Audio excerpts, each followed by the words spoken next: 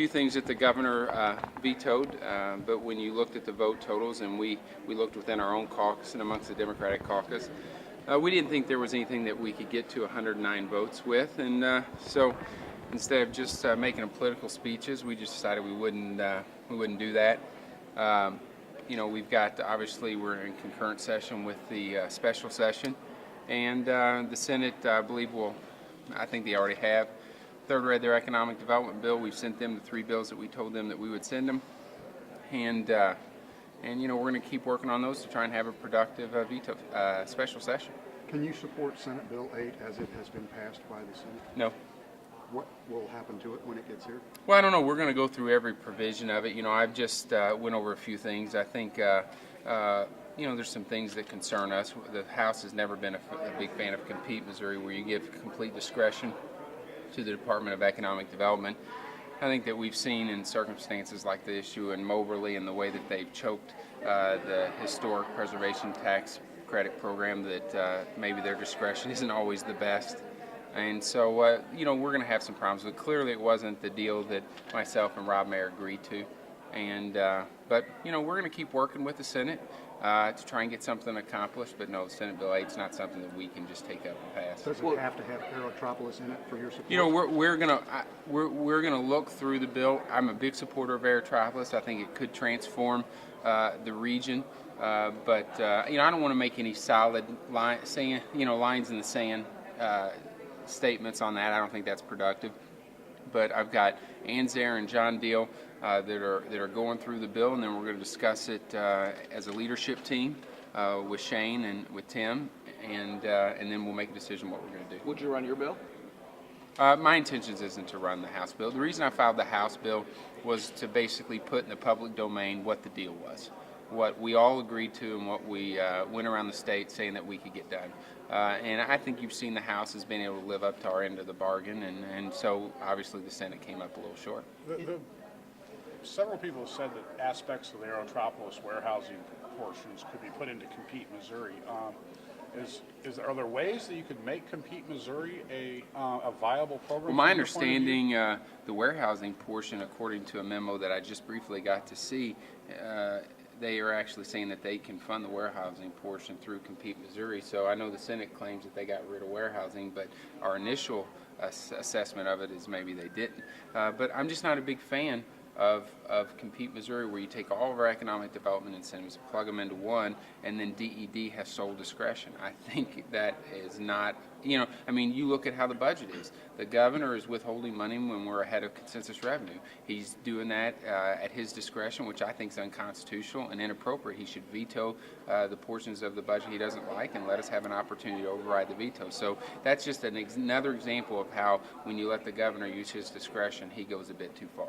The Aerotropolis would gobble up the entire cap and more of Compete Missouri as it's written in the Senate bill. That means you'd have to come with something with a $400 million cap or something. That's not. Keep in mind, Aerotropolis, the way I believe in our deal, is John here? My understanding was about $360 million over 15 years. So you're talking $20 million a year. So no, you wouldn't have to come up with some Compete with a cap of $400 million. That's incorrect. Are there enough incentives in the Senate passed bill to be able to? I haven't had a chance to read it all. So that and that's why we just got the bill not long ago. I believe that's probably where John and Ann are at right now, going through the bill, and we expect them to give us their opinion to the leadership team, and the leadership team's going to make a decision what we do. But clearly the leadership team felt confident that we could pass the deal that we agreed to, and that still may be what we do. The only Senate roll call vote was on the circuit breaker renters repeal. Mm-hmm. Do you see that the House putting that back into the bill? Nope. No, if you remember, you and I have talked about this multiple times, and that was an idea that originated from the Senate, and we were willing to go along with it, but it's not going to be something that we fight for. So that portion of the bill won't be in there. So when you said, to Kermit's question, that it's not a bill that you can support, is that because of the Compete Missouri portion, or how? Well, keep in mind, I haven't read the whole thing, but the fact that Compete's in there is one of the phases, one of the things that I know that, the majority leader and the pro tem both have problems with. So that's one phase of it. I'm sure there's more. I know they moved around the caps and and stuff like that. But hopefully in the next day or so we'll have a better understanding of what they accomplished, and then we'll be able to come up with what the House wants to do. So what's your time frame for having a committee hearing, then moving to floor debate? Well, I think it's dangerous. When you're talking about a bill that's this big, I think it would be dangerous just to rush it just for time's sake. So we're going to take our time. I want an in-depth analysis of what it does and what was changed from the deal. So we're not in any rush, and I would guess you're probably not going to see a committee hearing probably maybe till at the earliest Friday and probably Monday or Tuesday. The Senate didn't vote out the Joplin property tax portion of it. Is that, in your mind, is that issue dead at this point? Or is Well, I'm not sure why that's the case. Around here you hate to say anything's dead, but that's something that the House thought was important. That's something that Shane was the chairman of the committee, special committee that looked at that stuff. Shane, do you have anything to add to that? I think when you look at the residential homeowners, they get the break, but the folks that are providing the jobs, they have no revenue right now, and we're taking away their opportunity to be able to get a break on the property taxes they're going to have to pay. And so we were just trying to do what we could to help out the actual business guys who are creating the jobs back home. And so I certainly am disappointed the decision the Senate made, because there's a lot of folks who provide the jobs. They're going to have a lot tougher time this year being able to make sure their business get back up and running. The historic preservation and low-income housing tax credits were criticized heavily on the floor of the Senate today as not offering anything like the return on investment that Missouri's dollars should be bringing.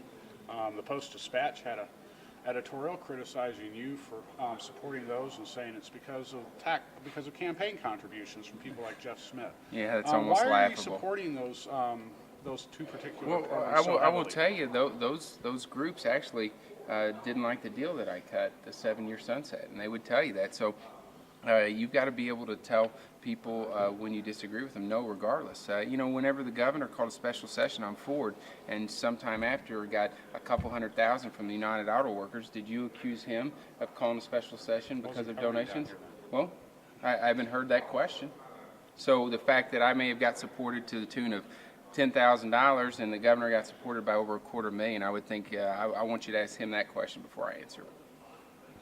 Representative Sylvie, on the budget items that you mentioned in your floor speech, how did you select those, or was that, I was trying to keep... Obviously, I wasn't going to stand up and rattle off 47. So, I think we can all agree that, the House and the Senate in our conference committee report showed that education was a priority. Higher education was a priority. We would put more money into those two that he's withholding. Parents as teachers. I tried to pick things that we all pretty much agree on, and that's where that list came from. But no, it's 47 or so programs that are in restriction. Would that, because I understand the difference between rhetorical and literal, but would those be the only things that you would look to try and do an override on that he's withheld, or were those examples of the types of things? Those were examples. Basically, the point is that this governor is unilaterally rewriting our budget. There's revenue coming in over what the consensus revenue was agreed to, and that's what the Constitution gives him the authority to withhold when that doesn't come in at that pace. We're coming in at that pace. We just learned yesterday that this administration figured out a way to pull down an additional $47 million in federal funds and convert that to general revenue. So now he's got another $47 million sitting there while he withholds, I think, on the order of 47 or 57. The frustrations that are mounting in the legislature over the way this governor handles the budget are huge, and it's at the boiling point. I think we're tired of it.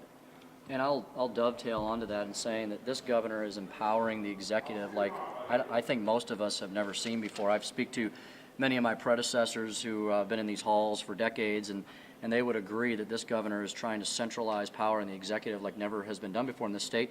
And you can look at what happened in the Senate last night. We heard a lot of grumbling this week in the Senate about the Airtropolis piece and some of the tax credit programs and about the dangers of doing centralized planning. Well, my understanding, and again, I haven't read the guts of the bill, but my understanding, nutshell version of the bill that the Senate passed, Senate Bill 8, is basically getting rid of all the programs that have been set up over the last couple decades in the state, rolling them all into one giant package, and handing that package to the governor in the form of Compete Missouri and giving him a blank checkbook to do whatever he wants for economic development in this state. And I think that's the largest piece of central planning and expansion of government that I've ever seen, and I'm a little shocked that some of the folks who were filibustering earlier in the week in the Senate simply sat down and let that bill go through. And to follow up on some of Rudy's questions, I think all you have to do is look at the Missouri ethics reports every day. I think the governor's leading the race by far amongst all of us on $5,000 plus contributions. So maybe we should look at who those people are and see whether they have any interest in what happens during this special session. Mr. Speaker, I was present at the Lambert Airport press conference where you and Senator Mayer were making this deal. Sure. And now it seems like it's a much different situation. First of all, was it premature to go on that publicity tour? And two, what do you think has changed so much that you don't have that deal Well, I can anymore? only answer it from my point, Jason, and on my end, it was not. I mean, on my end, whenever we were negotiating this deal, I had Ann Zare and John Deal in the room almost all the time. I was in constant contact with Shane and Tim Jones. Before I made the deal, I had a leadership meeting that we vetted the proposal, and we came to the agreement that we could pass this, and we went to the Senate and says we can pass these provisions in this bill, and we can pass these other things, and we'll do them first, and you can do economic development second. The House has done every single thing that we said we were going to do, and so on my end, no. On the Senate end, I assumed that when Rob Mayer told me that this is the deal that they could get done, it's not my job to micromanage the Senate.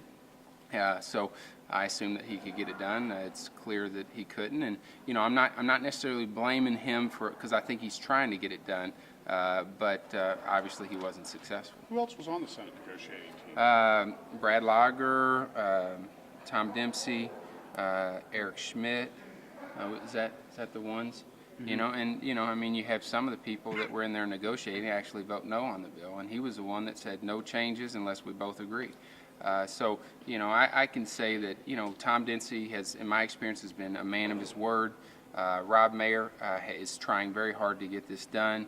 Eric Schmidt's trying very hard to get it done. I think Brad Lager says one thing and does another. And finally, do you expect then to bring this bill to a vote on the floor next week at some point? Well, I mean, I think we're going to leave it up to John and Ann to evaluate it, make recommendations to the leadership. The leadership team will decide what we'll do, but I assume that'll be sometime next week. So I'm not sure what that will consist of, but we'll probably do it next week. And once again, the historic preservation and low income, I think I asked a compound question earlier. They don't show the return on the dollars that the state puts into them. Well, according to neither the does the evaluation. pregnancy resource tax credit. There's a lot of social tax credits that don't do anything for economic development. And you make this argument that the low-income housing tax credit doesn't generate as bang for the buck. It does 40 cents on the dollar or whatever. But keep in mind, it's a tax credit that has a 10-year stream. And so if you made it a one-year tax credit, it'd probably generate 80 to 90 cents on the dollar. Okay, but it's not. People get their tax credit over 10 years and pay for it up front. Not only does it provide jobs, that's why organized labor is in support of it, but it provides housing, for affordable housing for a lot of people. I mean, I've got several projects in my district that my city council unanimously supported to bring to our town because it benefits people. So I think it has an economic development component, but I think it has a social component. That's why I'm supportive of it. Historic preservation tax credit, drive through St. Louis and imagine what it would be like without historic preservation tax credits. Drive through the city of Kansas City in the Power and Light District and imagine what that area would be like without that program. Because I used to live in Kansas City, and you didn't want to go downtown. It was dangerous. It was, I mean, you know what I'm talking about 15, 20 years ago. And now it's a hub of activity, and people go there, and it's a beautiful place. So, if you're saying does it have the same economic impact dollar for dollar as maybe equality jobs, maybe it doesn't, but it also has a social impact the others do not. And I'm a supporter of it, and I'm a proud supporter of it. Does the $300 million... And have you ever thought that maybe that's why they support me, is because I believe in their project, not because I believe in their project because they support me? Sorry. Does the warehouse tax credit have to be part of the Aerotropolis deal? Well, I think it's a What big about that? component, but I don't want to draw any lines in the sand. I certainly want to look at the proposal and decide if it's something that we can do, but certainly some components of it concern me. You had a pretty strong statement about Senator Lauger. Are you saying he's been hypocritical in this process? Well, we sit around a table, we all shake hands and say, here's the deal, we're all going to work towards the deal, and there's no changes unless both sides agree. And then he goes out and works against the deal. And so you take of it what you think.